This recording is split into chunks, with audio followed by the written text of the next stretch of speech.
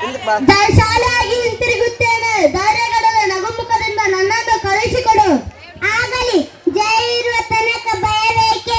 ಯುದ್ಧ ಧರ್ಮ. ಹೋಗಿ ಬನ್ನಿ, ಆ ಪರಮಾತ್ಮ ನಿಮಗೆ ಒಳ್ಳೆಯದನ್ನು ಮಾಡಲಿ.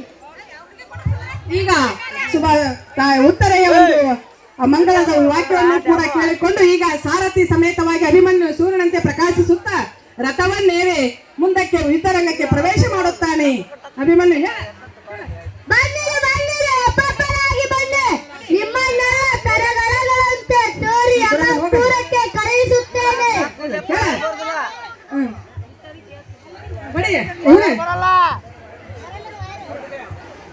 ಹಿಂದೆ